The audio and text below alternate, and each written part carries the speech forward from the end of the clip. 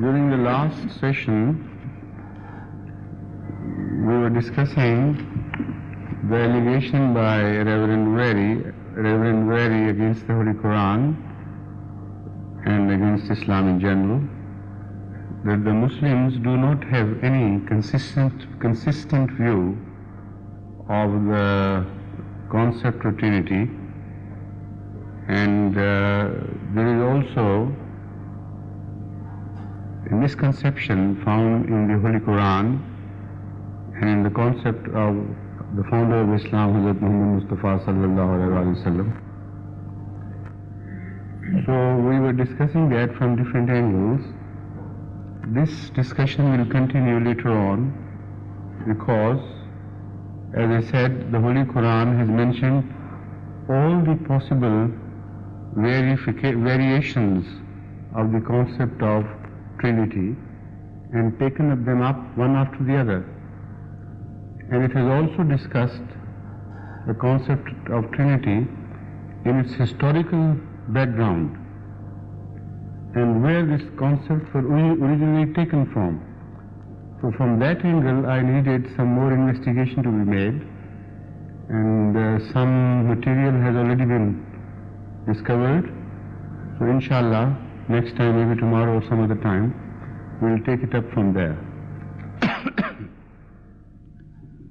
Now I'll translate the first verse of the Holy Quran which I recited tonight out of the 3 verses.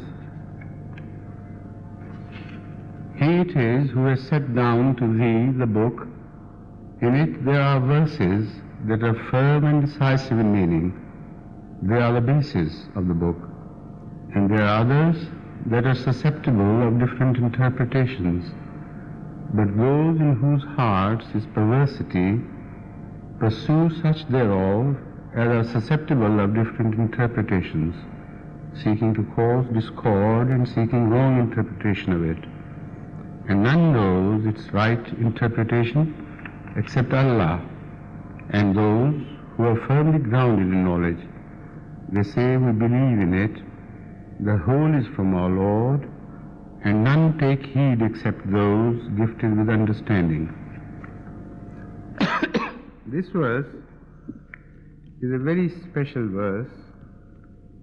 It is fundamental in the sense that it comments on the whole of the Quran, how it should be understood, and how 2 main categories of verses are to be differentiated, and how are they to be treated in correlation with each other. So if you make a misunderstanding here, to the same degree you misconceive the other verses of the Holy Quran. So this is very important, and this is why most of the Mufassirin, that is the commentators of the Holy Quran, have gone into great depth in discussing each word of, not each word, but each major word in this verse in detail, and also offering various possibilities of the meanings of this verse. So I'll take them up later on when I discuss the commentators, but let me begin with the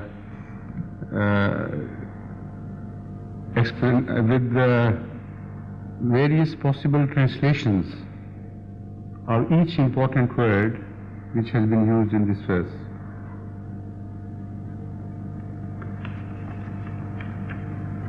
The first word to which we should pay special attention is muhkamat.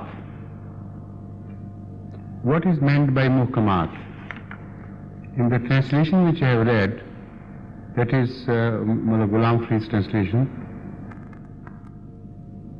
it is translated as verses that are firm and decisive in meaning. As far as the various possible meanings and connotations of this word are concerned, I take the discussion up in view of what the important Arabic dictionaries have to say about it. Aqrabul Mawarid says, Hakama yahkumu bil amre hukmu wa hukumatan. What he means to say is that Hakama means he decided, gave verdict, and those who give verdict this is why they are called Hakam. Ahmad sallallahu alayhi wa sallam has used this word Hakam in relation to the coming Imam. Have been described in traditions as Hakam, Adal. So Hakam means the one who gives his verdict in dispute. Hakam manahu anil fasade wa amma yurido. If somebody has malintention of creating disorder, and that malintention is timely known to somebody who can prevent it, so if he prevents someone from creating disorder of any sort, the same word Hakama can be used to describe this situation. Hakama fulanun as somebody, that is to say somebody prevented someone else from creating disorder. So all these meanings are relevant and applicable in this particular context. Hakamahu wallahu, that is, he was made somebody, if he is made governor or ruler of some area, some state or province, the same word Hakama is used, and that is to say, it has a transitive character as well. Apparently, this word is intransitive in meaning. Hakama, somebody decided. But to make someone other capable of giving verdict is also one connotation of this word. You don't have to say Ahkama, but using the same form, that is Salasi Mujarrad, 3 fundamental letters, it can also convey it can also work as a transitive verb.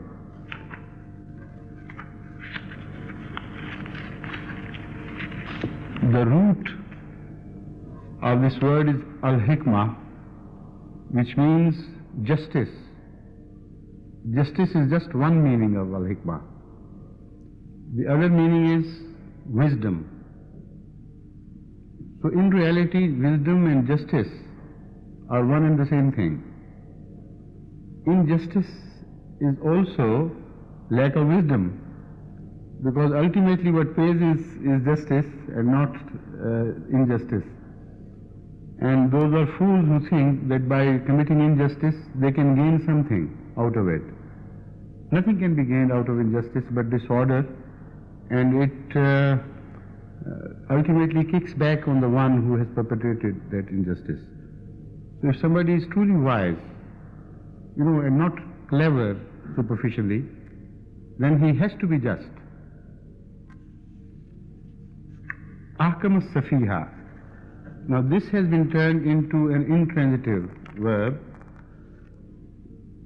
although it has the transitive verb by changing it into the measure of Bab-e-If'al. Bab-e-If'al is a measure in Arabic which has the quality of turning transitive verbs into intransitive verbs into transitive verbs. So although Hakama has a transitive meaning in itself, but when it is changed into this measure, put into the measure of Bab-e-If'al, it has an additional meaning to it, which is to give rein to someone who is stupid. It doesn't mean that you give wisdom to him. When you say Ahkam as-Safiha, it means you have prevented him from doing something wrong out of his stupidity. So here the transitive has a different meaning altogether from the original transitive meaning of the word. Ahkam as-Safiya, if somebody is a fool, you prevent him from doing something out of stupidity. You give wisdom to his act, but not. Hakam al-Farsa was alahil Hakama. Hakama, al-Hakama is also the name given to rein of a horse. Or so Hakam al-Farsa means the horse was what would you say for no actually rein was put into his mouth. Yes, that's right, yes. He was I don't know this terminology of horses used in English. So what it means is that rein was put to his mouth and he was brought under rein. So Al-Hakam would be the one who is wise, who is knowledgeable, who is mutqinun lil umur.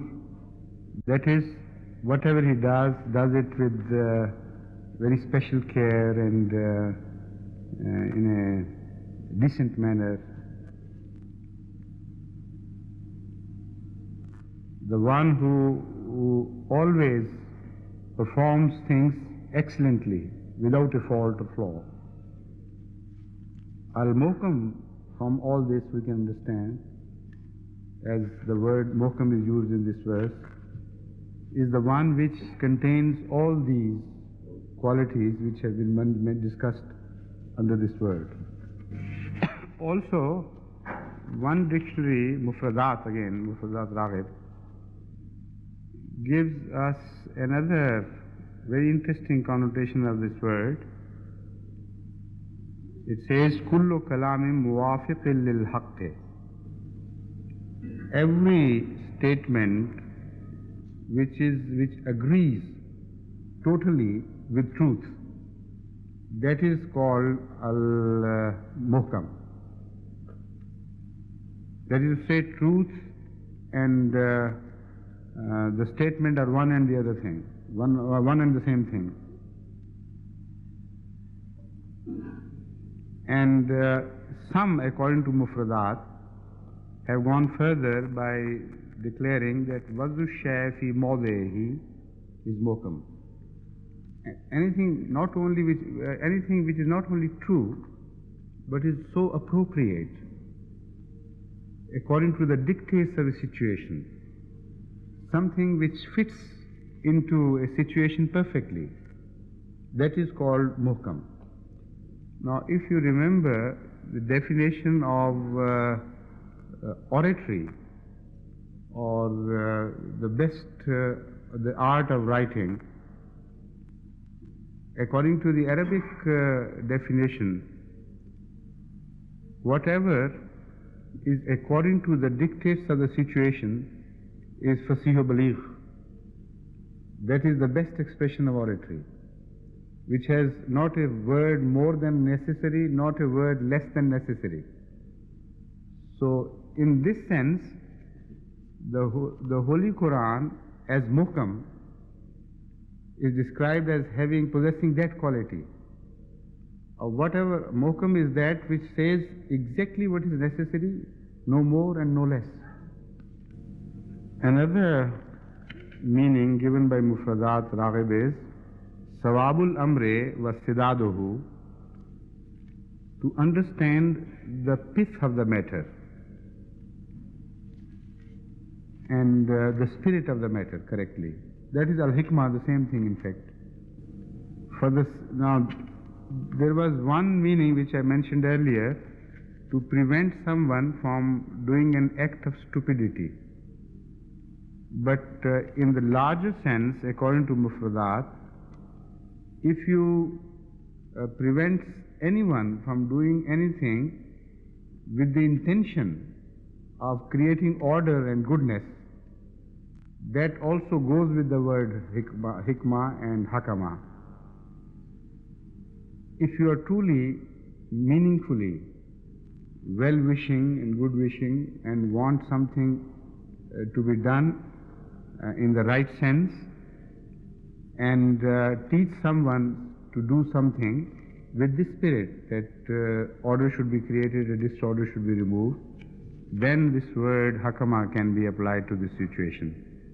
And he quotes from an Arabic poet, Abani Hanifata ahkimu sufahaakum, that, O Bani Hanifa, Bani Hanifa is the word of address, O Bani Hanifa, give rein to your stupid people, or make them understand things. So here it is not just to prevent, but also to make them understand the right thing, and to prevent them by getting their cooperation by making them understand.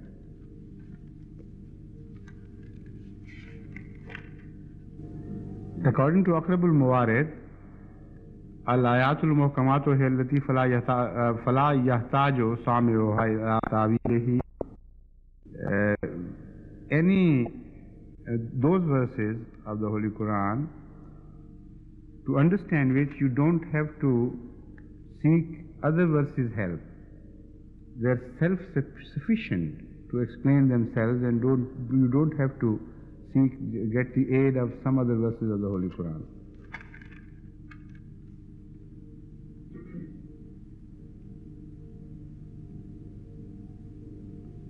Mufradat Imam Raghib again says, Muhkamu ma la yuradu fihi shubhatum min haythul lafzi wala min haythul mana.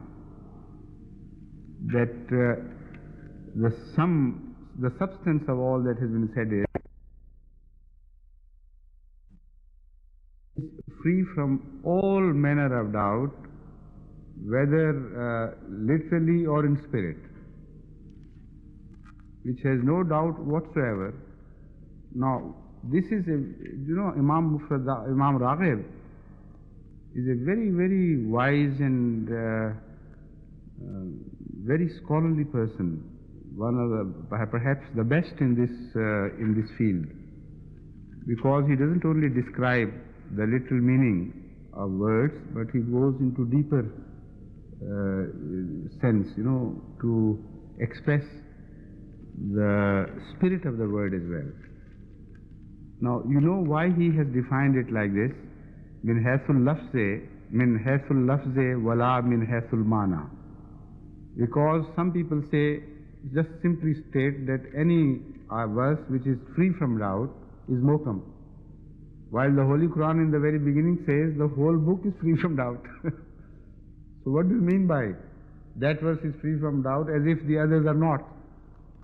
So to obviate that misunderstanding, he has explained it in detail, giving special emphasis to neither from this angle nor from that angle.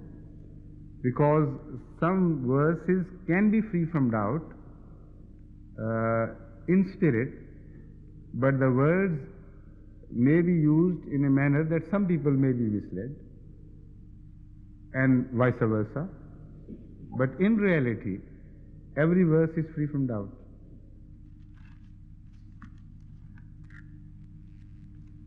The other word is alum, which you know is the mother, and which is the root of everything. Also, this can be used for the blueprint, the original plan from which something sprouts or emerges. Another important word, and a very, very debatable word, is mutashabihat.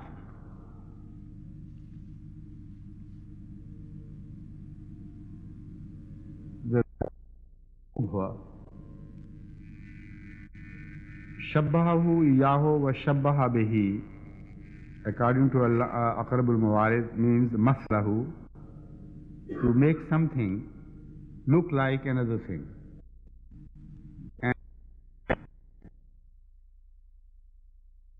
tafawul, that is the measure of tafawul. So whatever qualities this measure gives to all root words of Arabic will also be given to the word shubha. So tashabaha rajulane vashtabaha means ashbaha kullu minhum al-akhara hatta iltabasa. that they became so similar so as to even create doubt between which is which. Apparently, if they become very close, about them one can say tashabaha. I'll quote a verse of the Holy Quran to support this meaning. But later on, and I'll come to this subject later, from the Quranic usage, we'll see how the Quran has used mutashabih in how many senses. The other word which is important is zagh. Az-zaghu al-mailu anil istiqama, to deviate from the right path. At-tazayu at-tamayul, to lean overmuch to one side. Rajulun zaighun, a man who always deviates from the right path. Az-zagh is the infinitive. It means doubt, to be wrong, to be false, and so on. Whoever deviates from the right path commits zagh. Zagha yazighu zaghan mala, just to incline to one side, described as zagha. Zagha al-basaro,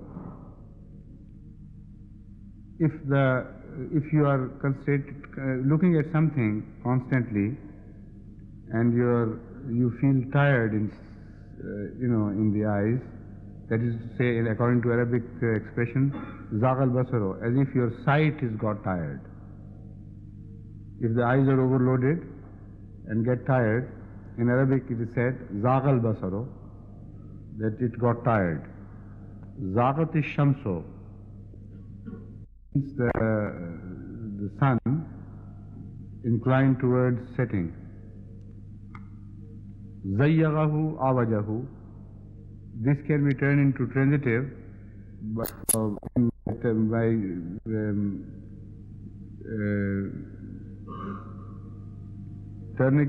turning it into bab tafil. Zayyagha yuzayyaghu tazyighan, which means to make something twisted or one-sided or turned from the right path. Al-fitna, fatana yaftinu fitnan wa futunan, fatana al-malun nasa.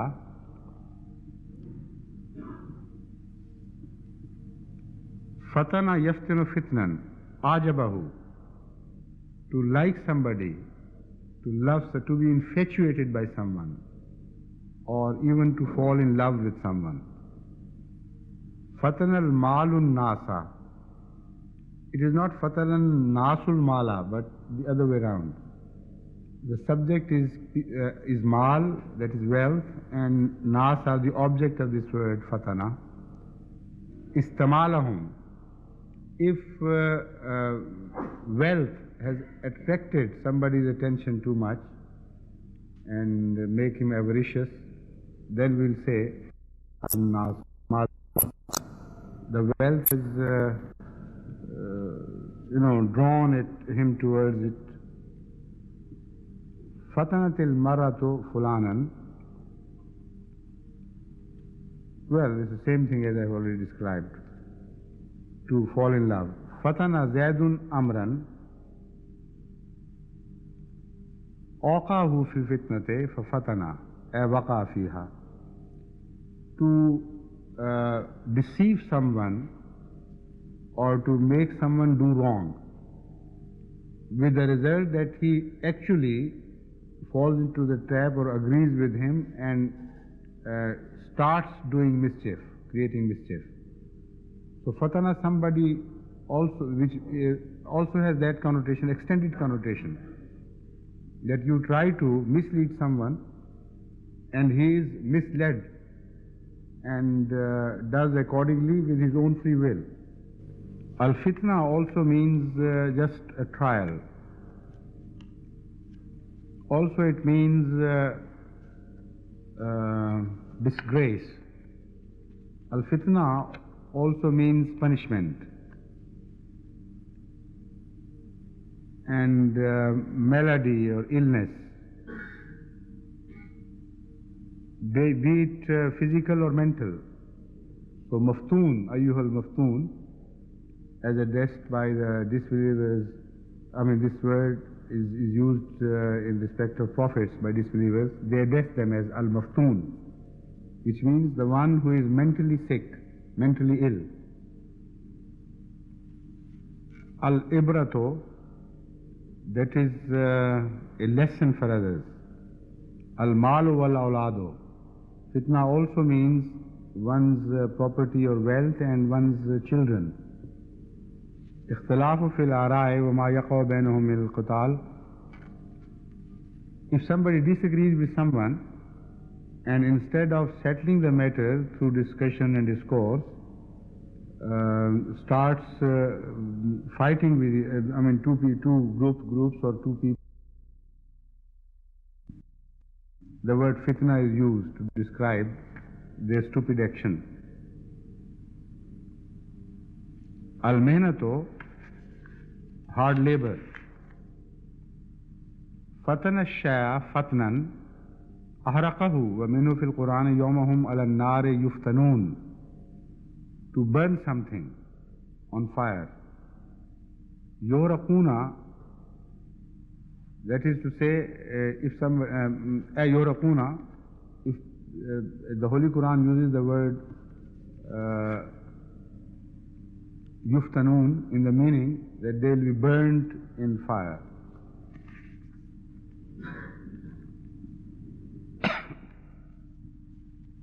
Still there are other words to come. Rasikhun. Rasakha ash-shay'u rusukhan thabata fi mawdihi wa kadhal hibru fi as-sahifati wal ilmu fil qalbi. If something is strongly rooted and established, that is called rasukh. The word rasukh indicates this situation. This creates, paints this picture of firm establishment. And if mistake falls on a paper and it dries there, instead of somebody drying it or wiping it out, that is, it goes deep into the paper and gets absorbed, then the same word rasakha is used to describe this. This is why also this word is used with regards to knowledge, as it is used in the Holy Quran in this particular context. If knowledge has gone deep into the fibers of man's understanding and sunken deep into his whole being, then you say rasakh al-ilmu fihi, and then such a person can be described as rasikhul fil ilm. It's both way. He has gone into ilm and ilm has gone into him, and they have sunken deep into the very fiber of each other. So in this particular meaning, this word rasikhul fil ilm is used in this verse. Rasakh al-ghadiro nashama'uhu wa nadaba. Again, if the water gets soaked up into a pond so that it's totally dried, apparently, has gone into the depth, the same word rasakh al-ghadiro is used, that this pond has gone dry, not just dry by evaporation. The connotation is that it has absorbed all the water. That is the stress, not just by sun, by the effect of sun or wind. Whenever you say rasakh al-ghadiro, that the first thing which would come to an Arab's mind who knows his dictionary would be that the pond has soaked the water, has drunken the water. Similarly, rasakh al-mataro is used in the same sense. The rain has rasakha, that means it has disappeared into the earth. Ar-rasukh as-subut fi ash-shay' wa kullu satin rasikhun, that I already explained. even if love is deeply rooted in one's heart, same word rasakha is used to express this situation. Like an Arab poet, according to Qurtubi, Al-Qurtubi, says, لَقَدْ رَسَخَتْ فِي الصَّدْرِ مِنِّي مَوَدَّةٌ لِلَيْلَى أَبَتْ آيَاتُهَا أَنْ تَغَيَّرَ. It's a wonderful, very forceful expression of one's love. He said, لَقَدْ رَسَخَتْ فِي الصَّدْرِ مِنِّي مَوَدَّةٌ. In my heart is deeply rooted the love for Layla. Abat ayatuha an taghayyara. Its signs, its writing on my heart, have rebelled against attempts to wipe them out, to destroy them. That is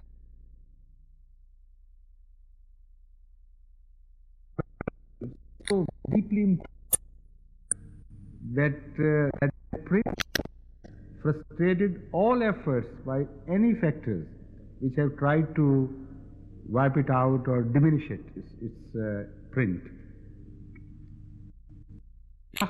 صدر مودة لليلى أبت آياتها أن تغيرا.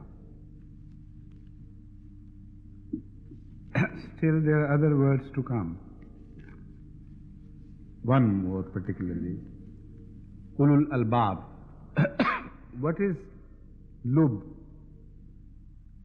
Generally it is translated as people of wisdom. The people who possess wisdom are Ulul Albab. It is true. But it has a very special connotation to itself which is not covered by the word Al-Aql. Aql is wisdom, but lub has something special about it which is not entirely covered by the word Al-Aql. Lub essentially means the very essence of something. So, lub as applied to man means the very essence of the existence of that man. That is the inner sense of consciousness and wisdom in the very deepest application of the word, without which that man is nothing. That sort of wisdom is called lub. So the knowledgeable scholars say that although all the lub is aql. Now, lub is aql, but I'm sorry, the other way around. All the aql is lub, but all the lub is not aql. Aql has a smaller application and lub has a wider application. So it's amum khusus mutlaq or min wajhin. How would you call it? Do you remember your grammar well? Amum khusus mutlaq. Min wajhin. No, min wajhin is from both sides. Part of it, if part of aql is lub and part of lub is aql, then it will be called amum khusus min wajhin, as far as I remember. But anyway, that is not important. Amum khusus mutlaq is right, yes, that's right. Yes. So this is how we tend to forget our school teachings. It happens to everybody.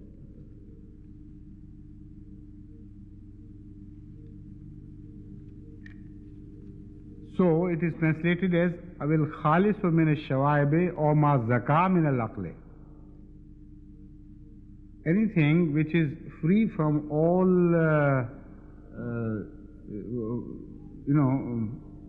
what is called milawat.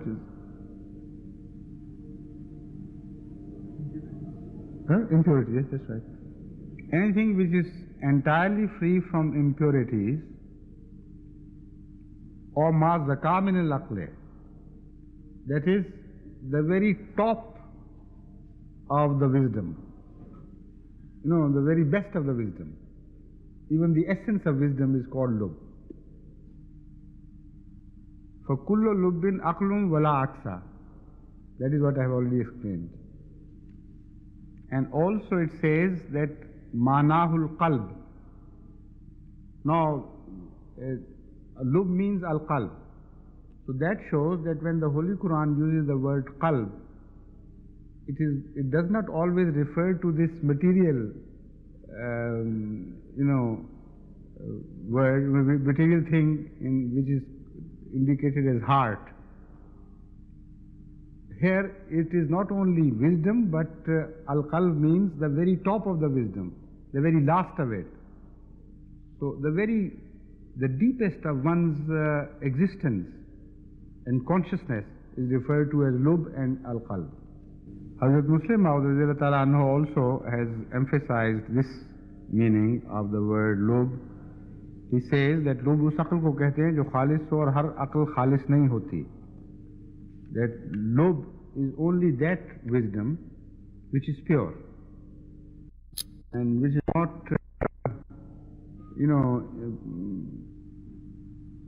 other things.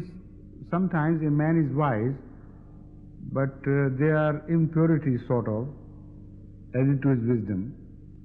So such a man will not be among those who are ulul albab. His wisdom is not purified. He is wise but also stupid in some regards or over selfish in some regards. So this is why his wisdom is defective to that degree. So in fact it has lub, if you look at it from all these different angles, lub has a quality of taqwa about it. Haqq and truth and balance and justice. So anybody whose wisdom is based on absolute morality as well as sharpness of intellect, such a person would be counted among those who are referred to in the Holy Quran as ulul albab.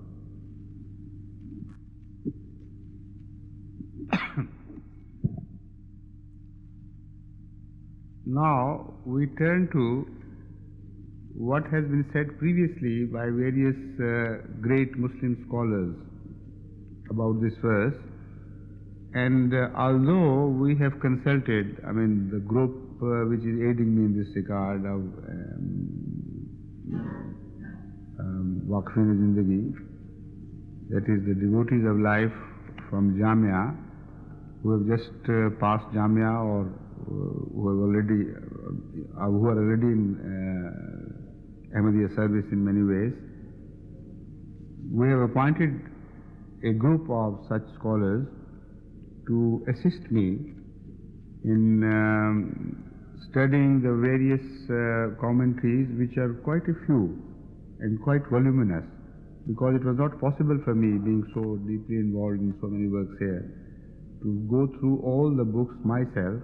I told them to study them and give me the relevant portions of those earlier commentaries. So this group is working constantly and supplying me with their information.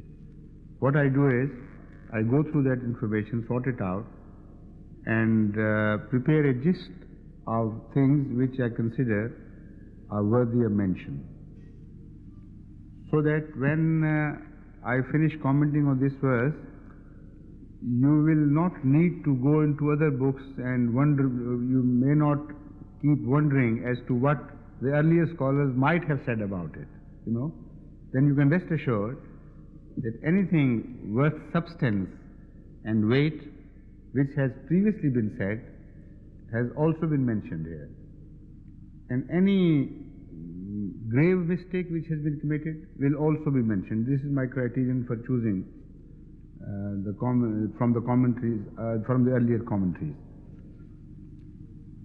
So although I have mentioned here only 2 books of commentary, 3 in fact, but they have contained, I have chosen comments from these books which cover every other book's comments as well, because the previous custom was that those commentaries which were written earlier they were referred to by the later scholars, and those who came after them, they referred to both of them. And those who came later, they also referred to in the same manner to the earlier three and so on. But ultimately it was not possible to cover every other book, otherwise the commentators of the later times would have faced grave difficulty. So then they started choosing and picking. So this is why we have to go through all these books again, so that if any important thing has been left out by some later scholar, the scholar of a later period, we have direct access to the earlier scholar as well. So things which Imam Razi here is one commentator of the Holy Quran who collects the most voluminous material on whatever has been said earlier. So if you quote Razi, you have almost quoted everybody else. According to Imam Razi, قال الأسم المحكم هو الذي يكون دليله واضحا لاحقا مثل ما أخبر الله تعالى به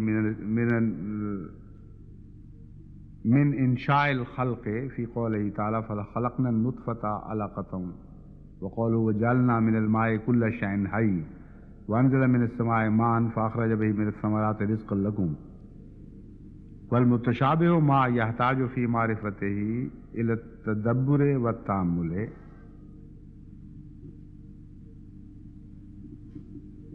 According to Asam, one of the renowned scholars,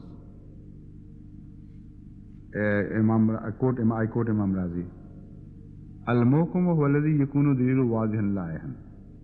Anything which is self-expressive, anything whose argument is apparent and you don't have to make an effort to understand the meaning, that is muhkam. For instance, وَجَعَلْنَا مِنَ الْمَاءِ كُلَّ شَيْءٍ حَيٍّ. Allah Ta'ala says, the Holy Quran says, and we have created from water everything which is living. And وَأَنزَلَ مِنَ السَّمَاءِ مَاءً فَأَخْرَجَ بِهِ مِنَ الثَّمَرَاتِ رِزْقًا لَكُمْ. And Allah it was who sent down water from the heaven, and with the help of that water, Allah created all fruits and all edible things.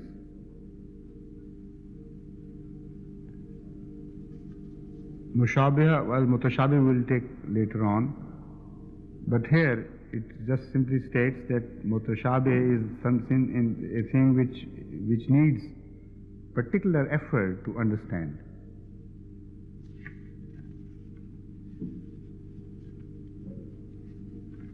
According to Allama Razi,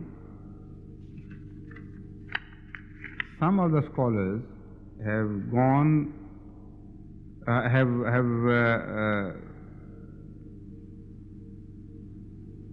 expressed the view that al-muhkam is that which dalil jalisi wa dalil khafise, which is comprehensible.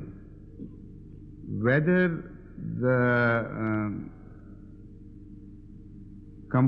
to comprehend that particular statement is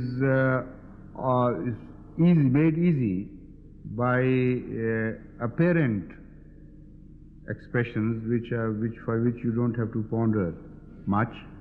If the expressions are apparent and self-explanatory, that is muhkam, all right, by everybody else agrees. But here, according to Imam Razi, some people say that if something can be understood by hints and by cryptic remarks, etc., even that is a muhkam.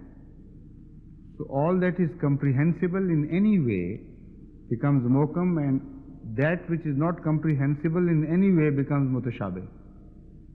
Now, this is a very derogatory remark on the Holy Quran, and no sane man can agree with this. I mean, I call this a part of sanity. If you should say that, that means that only the muhkamat, the so-called muhkamat of the Holy Quran, are comprehensible, and the rest are not at all comprehensible in any sense of the word. But those who believe in this have also taken another position, which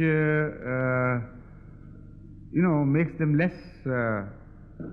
appear less wrong. They say that mutashabihat are only muqatta'at. The rest of the Holy Quran belongs to muhkamat. That is to say that if you don't understand a few odd letters here and there, it is not a reflection on the quality of the Holy Quran. You can make do with it. So we have not expressed a blasphemy. What we have said is only a few words, doesn't make any harm. The rest of the Holy Quran is muhkam. Imam Razi has also suggested that something which is comprehensible as such is muhkam, and something which can be believed in but is not comprehensible as such is mutashabih. For instance, he says the nature and the knowledge of the day of resurrection or the doomsday, the word Saat covers both, that we believe in, that can happen. But how will it happen and how can it happen? We can't know, we have no knowledge about it. So our comprehension is superficial, and no man can possibly truly understand these words. Similarly, some other scholars have also mentioned for example, some have gone into the very nature of God. We believe in Him, but what He is, the true nature of His existence, and that is incomprehensible. So they turn the most muhkam into mutashabih.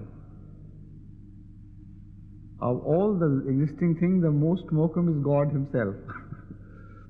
So by extending this meaning into that region, they turn the very foundation of muhkam into a mutashabih. But anyway, the attempt is not bad. It has some sense in it. According to Hazrat Muslim Maud, muhkam means a teaching which pertains to the principles and the foundations, in light of which other teachings can be better understood. So the teachings in principles,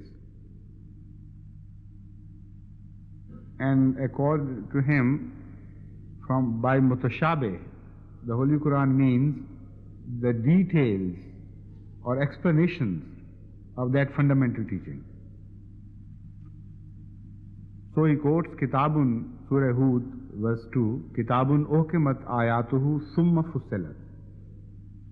That this is a book whose verses are muhkam, summa fussilat, and these muhkam verses have been further explained by the same book. You don't have to seek the help of other books to understand these verses. Some verses are muhkam, but the mutashabihat give various possible meanings to those muhkam verses. So according to him, the word fussilat and the word mutashabih express the same thing. And he says, further argues, that why the Holy Quran says that those who are diseased people, spiritually and mentally or in whatever way, they try to distort the mutashabihat. He says, if you look at what is happening in the world of religion, the muhkamat are always such that they cannot be attacked. And it is always the detailed teaching which is made object of attacks by the belligerents or the enemies of Islam or any religion. So according to Muslim Maud, muhkamat are given to every religion, and also mutashabihat are given to every religion, every book. And muhkamat are those which defy any attempt to attack.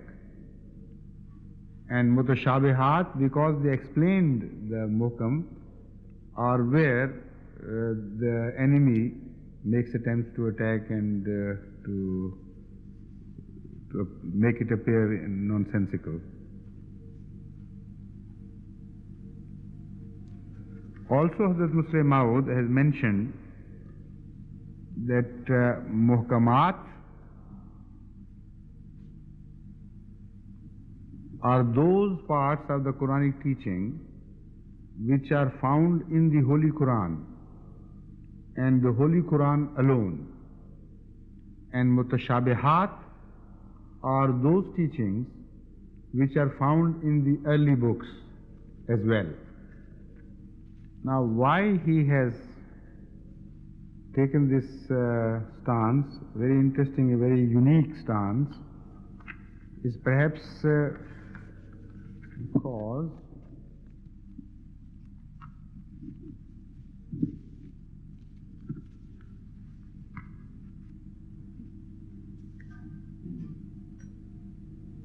the Holy Quran says, "Kullama ruziqu minha min samaratin rizqan qalu hadha alladhi ruziqna min qabl wa utu bihi mutashabiha wa lahum fiha azwajun mutahharatun wa hum fiha khalidun." Baqarah 26.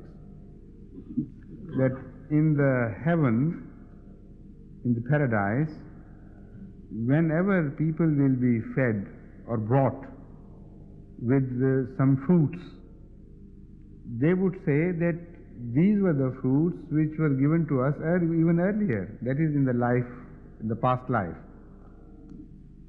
It would be said to them, now while the Holy Quran says, "Utu bihi mutashabiha," they were brought similar ones, not these ones. So those teachings which have gone earlier with regard to the teachings of the Holy Quran occupy the same relationship. Christians, for instance, may say that this is what the Holy Quran has said. Of course, we were given the same teaching. But they would not be exactly the same. There would be some added refinement or some different turn, to make it unique as well as similar.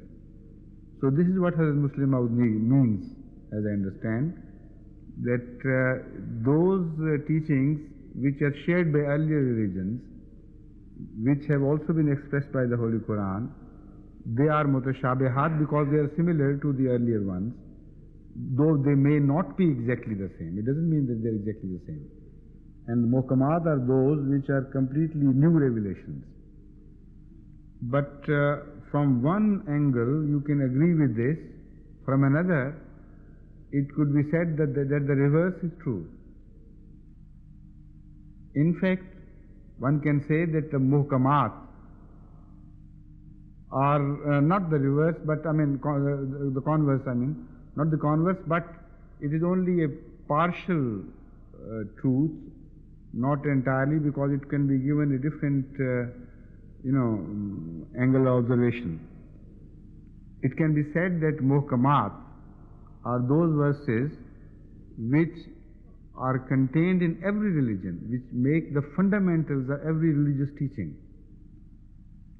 And mutashabihat are those which are different though apparently similar. Like in the light of this verse, one can say, وَأُتُوا بِهِ مُتَشَابِهًا, although the Holy Quran has also produced similar fruits, and the earlier religions may say that there is nothing new about it, this is exactly what has been said earlier. And this is what the Christian scholars generally say and attack the Holy Quran from this angle, that it has brought nothing new, it is only a copy of in imitation of the biblical teaching, old and new, and nothing more. While if you go into detail, the detailed teaching that is mutashabih, that is all right. The detailed teaching of the Holy Quran is definitely, positively different from the earlier teachings despite the similarities. So, I personally believe that this is what it truly means. I mean, apart from other meanings, I don't say that other meanings are wrong, but this is one of the angles from which we can look at the mutashabihan and muhkamat in relation to the earlier religions. Now, Imam Razi has also said something which has appealed to me very much, and it is so beautiful. He says that mutashabih is something which needs investigation and which needs special attention so that one can investigate the true meaning. But once you have done it, once you have comprehended the true meaning, the same verse would become a muhkam. Now, why it has appealed specially to me is because there are verses of the Holy Quran indicating that the entire Holy Quran is muhkam. And again, it's very interesting that Surah Fatiha is indicated to be the Ummul Kitab by Ahmad Sallallahu Alaihi Wasallam, and also in the Holy Quran it is mentioned, I mean, if not directly, but through expressions, that Surah Fatiha makes the very fundamentals of the Holy Quran. It's like a mother to the Holy Quran. And the same surah is mentioned as mutashabih as well. So it is mutashabih as long as you don't understand the meaning. And it is mutashabih because it offers so many meanings that you turn it, give it, a different turn, and like a kaleidoscope, a new view will appear before your eyes. So every time you solve one meaning, reach one depth of Surah Fatiha and begin to understand one meaning, to that extent it will become muhkam and would be Ummul Kitab, in the sense that all those meanings will be derived from the Surah Fatiha itself. That will be the mother of all the mutashabihat. So it is muhkam as well as mutashabih, but I'll turn to that later, in what sense the Holy Quran mentions it to be mutashabih. Now, Al-Itqan collects various observations made by the earlier scholars. And this are like Imam Razi's Tafsir-e-Kabir. Al-Itqan says, मुहकम आयात वो हैं जिनका माना और तफसीर समझ में आ जाए. That already has been said. But also it says, like Imam Razi has mentioned earlier, that those things which are not comprehensible because they are not accessible to you, they are to happen in future or in a manner that you cannot understand, though they are possible to be. I mean, logically they can happen. It's not illogical for them to exist, yet because you don't know the basic data about them, you can't understand. And he quotes Saat, Kailm, that is the day of resurrection or doomsday, Khuruj, Yajuj wa Majuj, Gog and Magog, what they are and how they will appear. Now this I have quoted because this is very interesting. That shows that the earlier scholars of Islam went very deep into the truth of the matter. They were really ulul albab. The modern mullah of the present day considers the literal expression of Yajuj Majuj to be the entire picture, as if whatever the Holy Quran explains, it should be taken literally about Yajuj Majuj. But these scholars say no. Yajuj Majuj, the mention of Yajuj Majuj is metaphorical. And you cannot understand what the Holy Quran means until Yajuj Majuj appear or until Allah Himself tells someone. And that is also contained in the same verse. Rasikhuna fil ilm are told by Allah. This is how they come to know. And that is one way of their access to knowledge. Dajjal, again you see, the mullah of today says that a one-eyed monster, so tall that his head would be above the cloud line, that is the monster referred to as Dajjal. Now apparently it is so. But Khan says that according to some Muslim scholars, Dajjal is also a word which belongs to the category of mutashabihat, because it is not comprehensible. We don't know what may happen until it happens. Isa, now imagine. These scholars seem to be already Ahmadis, They have taken up Kajal for Ahmadiyya to be, Haruf-e Muqatta'at also according to him. Now, Abu Usman says Muhkam means Surah Fatiha, the chapter Fatiha. Although the reason he forwards for believing is not,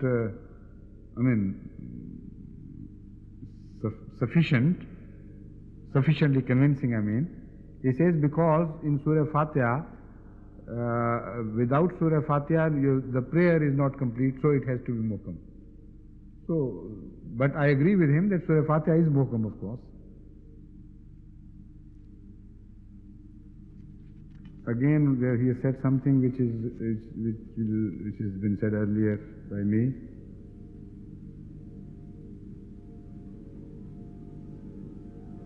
He has also again mentioned the same thing, that once you begin to understand a mutashabih, it becomes muhkam. But how it becomes muhkam, he has explained it further and quite interestingly.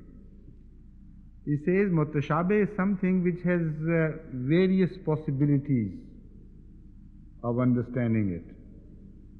From one angle, from another, it may contain more than one meaning. There's so many possibilities attached to a mutashabih.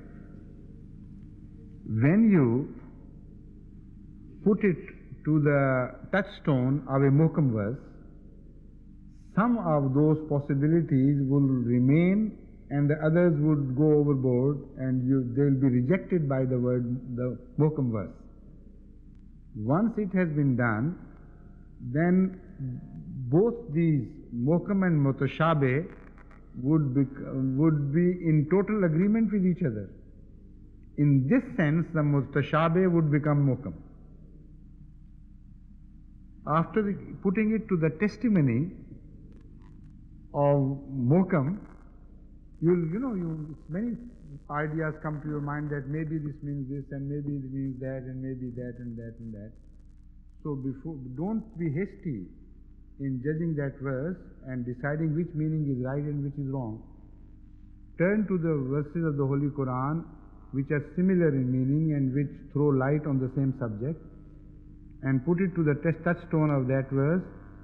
Some of your ideas would be proved to be right, and some would be proved to be wrong.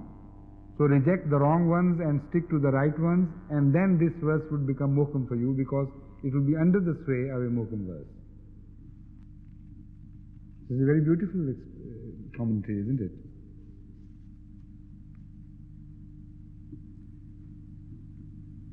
I was worried about one statement attributed to Hazrat Ibn Abbas, and I was on the verge of declaring it to be a misstatement which he couldn't have said. But then I read something as a commentary on this statement, and then I understood that no, it is not to be rejected. What he meant was different. It is stated that according to Hazrat Ibn Abbas, only 3 verses of the Holy Quran are muhkam and all the rest are mutashabihat. And those three verses are the verses of Surah An'am, Qul Ta'alu, beginning with Qul Ta'alu atlu ma harrama rabbukum alaykum.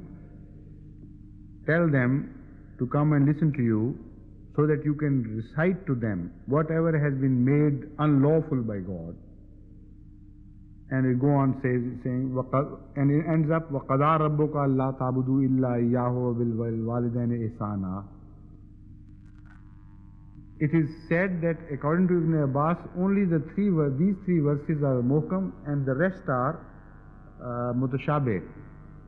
Ibn Abbas was given a very special understanding of the Holy Quran as a fruit of Hazrat Sallallahu Alaihi Wasallam's prayer about him. So he couldn't have said such a thing. So I believe that either it is to be rejected or there must be something else about it. Ibn Atiyah, according to Itqan, says that what Hazrat Ibn Abbas must have meant was that this is an illustration of muhkamat, not that they are the only muhkamat. So he also had the same objection against this statement, and he solved it for me too by suggesting that the person who related this did not understand him well enough. What Hazrat Abbas was doing was that he was mentioning these verses by way of illustration. That verses like these, which have categorical statements about do's and do nots, they should be treated as muhkamat, and the rest of the teaching, which is a refinement of the same principal teaching, should be considered as mutashabihat.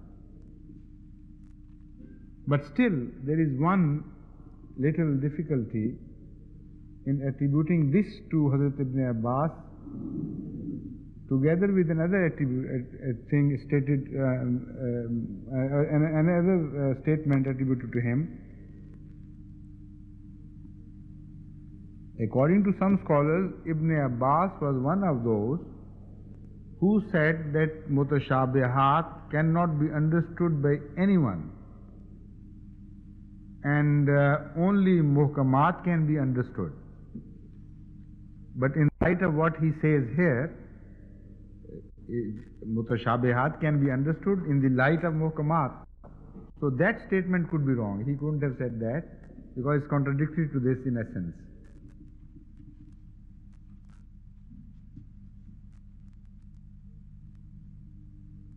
Now another statement which is attributed to Ibn Masud, which we can't agree with, and also it is attributed to Qatada, Rabi and Dhahak, that muhkamat means nasikhat and mutashabihat means mansukhat. That those verses which have abrogated fall into the category of muhkamat, and those which have been abrogated are mutashabihat. I mean, I can't believe that Ibn Masud could have said it. You know, in the commentaries, some irresponsible narrators have also attributed things to these great names to give support and strength to their own views. So they have to be accepted with a pinch of salt. This statement is a mutashabih, which should be understood in the light of muhkamat. And when you put it to muhkamat, it rejects it.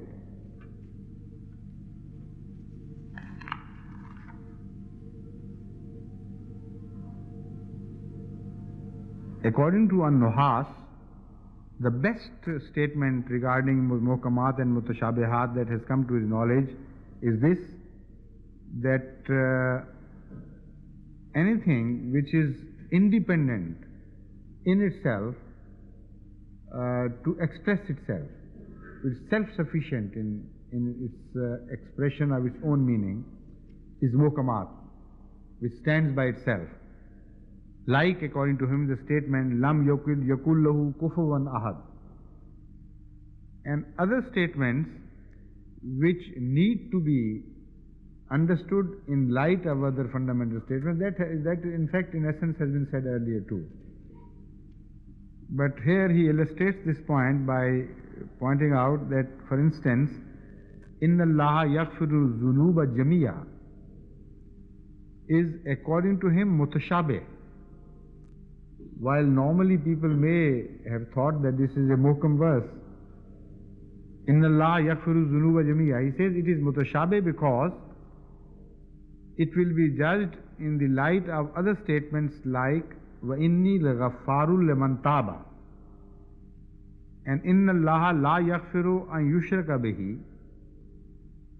He says unless you try to comprehend this verse in the light of these two statements, you may believe in a very sweeping statement without any modification. So this verse has to be modified in the light of the verses Inni al-Ghaffaru liman taba, I forgive. The statement, the verse means Inna Allah yaghfiru dhunuba jami'a. Allah forgives all sins entirely and totally. He says wa inni al-Ghaffaru liman taba, further defines this verse's meaning by saying that Allah says, I forgive, and I forgive very much the sins of those who turn to me for forgiveness. Man taba, and who repent, who rectify their ways as well. Taba covers all this. And again the Holy Quran says, Inna Allah la yaghfiru an yushraka bihi. Allah does not forgive that partners should be called beside Him. So he says, what would be the meaning of yaghfiru dhunuba jami'a if you don't translate it in the sense, in the light of these two verses? Now this is a different thing altogether to reach the conclusion that the first verse in Allah is the mutashabih and the remaining two are the muhkamat. One can believe in the converse, in the opposite of this. One can say that no, Inna Allah yaghfiru dhunuba jami'a is the muhkam, and these are the statements which should be applied to the touchstone of this first fundamental statement. And I personally believe in this rather than what has been suggested by An-Nuhas. Fitna. We have already discussed it in the light of dictionaries. According to the Holy Quran, fitna has a very special connotation. It says, وَاقْتُلُوهُمْ حَيْثُ ثَقِفْتُمُوهُمْ وَأَخْرِجُوهُمْ مِنْ حَيْثُ أَخْرَجُوكُمْ وَالْفِتْنَةُ أَشَّدُّ مِنَ الْقَتْلِ وَلَا تُقَاتِلُوهُمْ عِنْدَ الْمَسْجِدِ الْحَرَامِ حَتَّى يُقَاتِلُوكُمْ فِيهِ وَإِنْ قَاتَلُوكُمْ فَاقْتُلُوهُمْ كَذَلِكَ جَزَاءُ الْكَافِرِينَ فَاقْتُلُوهُمْ حَيْثُ ثَقِفْتُمُوهُمْ وَأَخْرِجُوهُمْ مِنْ حَيْثُ أَخْرَجُوكُمْ وَالْفِتْنَةُ أَشَدُّ مِنَ الْقَتْلِ. It has a very special connotation of the negation of justice. Al-fitna here in the Holy Quran, in this context, means the negation of justice. Although they have wronged you, but if in return you commit excesses against the wrongdoers, that will be a fitna in the sight of Allah, which is worse than the murder which they were committing against you. So to redress a wrong, you should not commit a graver and more serious wrong. It's a beautiful application of the word fitna here in this context. And as already I have explained, according to the Arabic usage, fitna also is used for lack of justice and for wrongful treatment. Here, the Muslims are warned that Allah, you will become mufattin in the sight of Allah if in retaliation you commit excesses. And the further explanation is given in the following part of the verse, وَلَا تُقَاتِلُوهُمْ إِنْدَ الْمَسْجِدِ الْحَرَامِ حَتَّى يُقَاتِلُوكُمْ فِيهِ. If they initiate fighting you in the holy the house of Allah in Masjid al-Haram, then you have a right to that degree, but not otherwise. فَإِنْ قَاتَلُوكُمْ فَاقْتُلُوهُمْ, only if they initiate, otherwise not. كَذَلِكَ جَزَاءُ الْكَافِرِينَ. Again we read this word in Surah Al-Buruj, إِنَّ الَّذِينَ فَتَنُوا الْمُؤْمِنِينَ وَالْمُؤْمِنَاتِ ثُمَّ لَمْ يُتُوبُوا فَلَهُمْ عَذَابُ جَهَنَّمَ وَلَهُمْ عَذَابُ الْحَرِيقِ. Here the word fitna is used in the sense of coercion in religion, changing one's religion by the application of torture. Because this verse refers to those believers which have been mentioned earlier, who were given the punishment of fire by the disbelievers by coercing them to abandon their faith and return to the earlier faith of those who were their persecutors. So persecution in the name of God, persecution in religion, torture in the name of religion and God is referred to as fitna. And here the application of this word fitna is so perfect, so wonderful to look at, because fitna also means roasting on fire, burning on fire. So this is exactly what they were doing. The torture which has been illustrated here also relates exactly to the meaning of the word fitna in other sense, that the torture they had was burning on fire, with fire. Roasting on fire, that is the sort of torture that was devised for them. So the answer is, فَلَهُمْ عَذَابُ جَهَنَّمَ وَلَهُمْ عَذَابُ الْحَرِيقِ. The answer to that is logical, and again here the justice is maintained.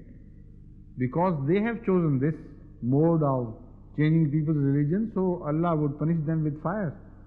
That is what they require. Why a repetition? Because in this verse, the connotation of repetition is already mentioned. إِنَّ الَّذِينَ فَتَنُوا الْمُؤْمِنِينَ وَالْمُؤْمِنَاتِ ثُمَّ لَمْ يَتُوبُوا. Those who have put the believers to the punishment of fire, the trial, put to the trial of putting them to stakes, with an intention to change their religion, they could be forgiven for once. But if they repeat this after the warning from God, then they will be positively punished. So that means two ways of putting the believers to the trial through fire would come in future in the history of the latter days Muslims. Hazrat Musleh Maud has applied this to whatever was going to happen to Ahmadiyyat in the relatively future, from the time when he was commenting on the Holy Quran in 1945 on these verses. He said this refers to the future mode of persecution of Ahmadis, which will, of course, in waves as mentioned in the Holy Quran. So we see this wave of burning Ahmadis' properties and people watching them over them, or actually putting them into fire. They started particularly during this time, so that people were watching without fear of punishment or without fear of police interference or military interference, like this has been described in the Holy Quran. That would happen twice. In 1974, this happened exactly like this as described by Hazrat Musleh Maud. In 1945, imagine how clearly he saw through the mirror of the Holy Quran what was to happen in the future. What was said about 1400 years ago was understood by him so well that he began to see what was to happen relatively in future to his time when he was writing this. So fitna here positively means coercion in religion.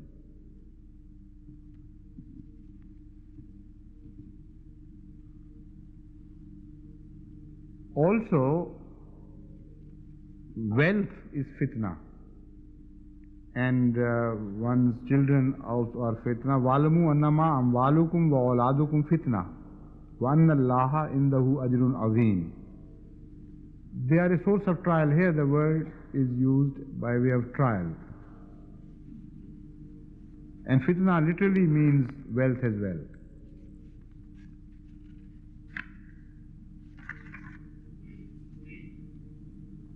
I'll turn to this later on again, how this is used in the context of this verse. Ta'wil, although I have not discussed it from the angle of Arabic grammar or dictionary previously, but the meaning of ta'wil is so apparent. It means interpretation. It is a very simple word to understand. But also it means comprehension of something belonging to a prophecy. Ta'wil does not only mean interpretation, but it means interpretation of a statement which is prophetic. So in this, in this sense, the Holy Quran uses this word in the verse, هَلْ يَنْظُرُونَ إِلَّا تَعْوِيلَهُ يَوْمَ يَأْتِي تَعْوِيلُهُ يَقُولُ الَّذِينَ نَسُوهُ مِنْ قَبْلُ قَدْ جَاءَتْ رُسُلُ رَبِّنَا بِالْحَقِّ. That although they don't understand the prophecies at present until they are fulfilled, until they have come to pass, so they reject the truth and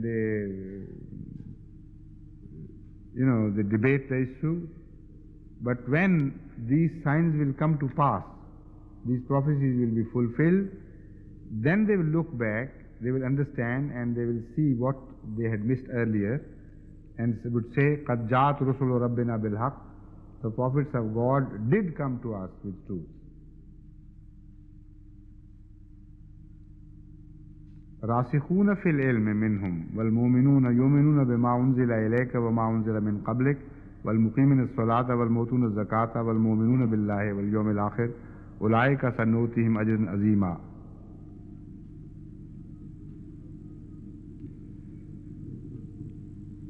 Have I explained that? Yes, from dictionary point of view, I have explained the word rasikh. The Holy Quran explains this word further in this verse, لكن الراسخون في العلم منهم والمؤمنون يؤمنون بما أنزل إليك وما أنزل من قبلك. راسخون في العلم does not only mean full comprehension of knowledge or total absorption of knowledge. It also means translation of knowledge into action and practice. So this verse explains this. راسخون في العلم منهم والمؤمنون يؤمنون بما أنزل إليك. Both these people, the believers who believe in whatever has been revealed to you, O Prophet, and those who are راسخون في العلم, وما أنزل من قبل والمقيمين الصلاة والمؤتون الزكاة والمؤمنون بالله واليوم الآخر. These are all the qualities and attributes of these rasikhun and mu'minun. Ulaika sanutihim ajran azima. Some people understand the vow that is and in between these words to mean that these, also these, also these, also these, as if muqimin as-salata, who were not rasikhun fil ilm and who are not mu'minun, as if motun az-zakata means those who give zakat, notihim ajran azima, Allah would give them, that we will give them a great reward for their actions. This is not the meaning of it. It has, all that has been mentioned is mentioned in one bracket, and what would happen to these people who have all these qualities together. has been mentioned in the end part, Ulaika sanotihim ajran azima. These are the people whom we would give a great reward. So that shows that Rasikhuna fil ilm has been commented upon by the Holy Quran itself, and it says that it means those people with deep knowledge who also have translated their knowledge into action and work accordingly and do accordingly, and in whom you will find no inconsistency whatsoever. If we are right in this translation, we should have some other support to indicate this. And what better support could be sought than the verdict of Hazrat sallallahu alaihi wasallam himself. When I read this tradition of Hazrat sallallahu alaihi wasallam, at that time this verse which I have just recited was not in my mind. So I was wondering where Hazrat sallallahu alaihi wasallam had taken this meaning from, because all he says is deeply rooted in the Holy Quran. And then this verse came to my notice, and I was really deeply surprised, happily, and very deeply satisfied. Hazrat sallallahu alaihi wasallam said, it is said about him, Anna Rasulullah sallallahu alaihi wasallam su'ila anil rasikhina fil ilm.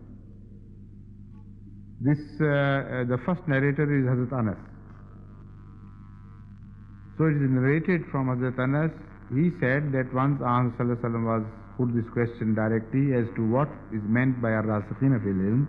فقال من برت يمينه وصدق لسانه واستقام قلبه ومن أفى بطنه وفرجه فذلك من الراسخين في العلم. He said, whoever is truthful, Bharat Yaminuhu, who acts righteously, his hands are always involved in the right thing. وَصَدَقَ لِسَانُهُ, whose tongue is truthful. وَاسْتَقَامَ قَلْبُهُ, whose heart is faithful to righteousness. Righteous, istaqama qalbu means that put to whatever trial, his heart would never waver in the wrong direction and would stand firm on the righteousness. Waman affa batnahu, whose inside, the inner thoughts as well as inner actions are also pious. Not only his actions apparent to you, but his inner personality which is hidden from you, even that is pious and righteous. وَفَرْجَهُ, and who also guides his private parts. These are the people who are rasikhuna fil ilm. So this tradition is obviously based on that verse, which is self-explanatory, of course.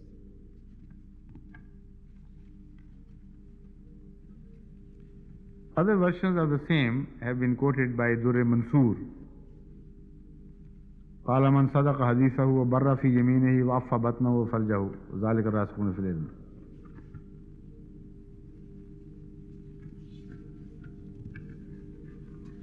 Now, in view of all this, we'll discuss this very interesting verse tomorrow, inshallah, and yet we may not be able to finish discussion tomorrow, because a lot has been said about this verse, which has to be clearly understood, and the right conclusions are to be reached very clearly.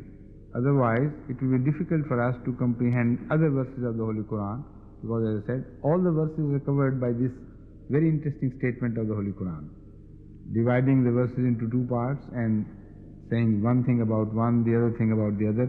What does the Holy Quran mean by saying this? And many non-Muslims are also interested in this verse, so that they find a chance to attack the Holy Quran and its integrity by pointing out to this verse.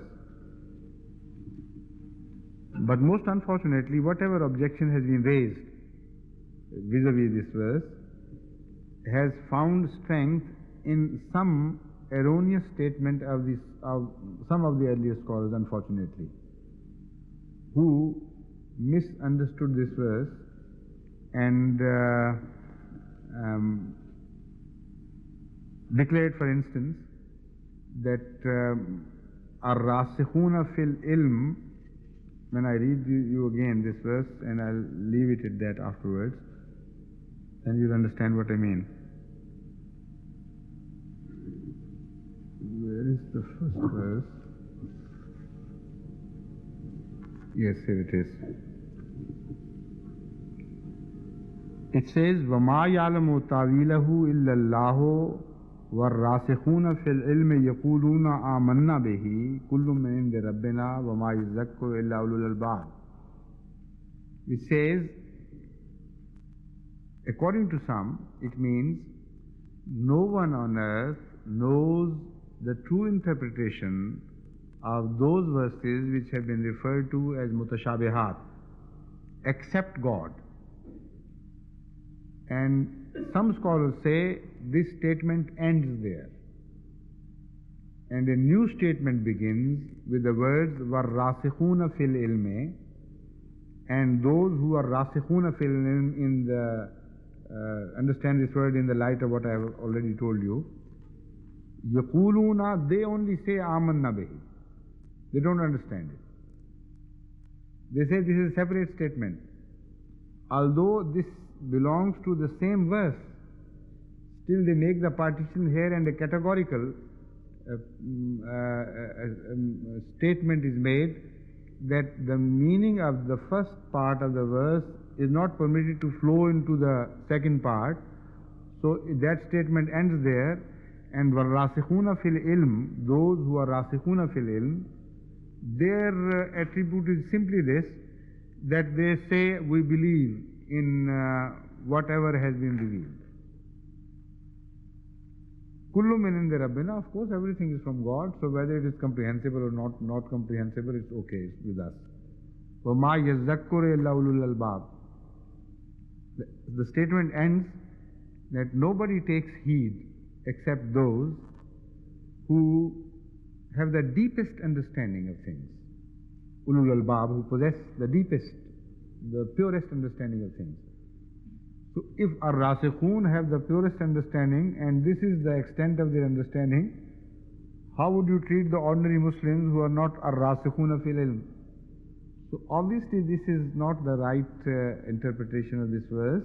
Unfortunately, some very pious scholars have also misunderstood this verse, but they have provided at the same time an opportunity to the enemies of Islam to attack the Holy Quran, and not only this verse, every other statement of the Holy Quran in the light of this interpretation. So when tomorrow inshallah I'll take it up from here, and then afterwards I'll connect all these verses which have been recited so far and give you a complete comprehensive picture of what is the relationship of these verses, and what is the whole made out of this, and what is the special emphasis.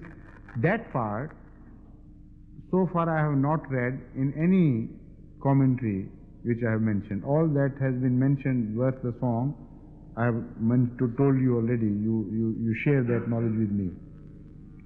But there are things which have not been said, which inshallah I'll tell you later on, tomorrow or the day or the next time.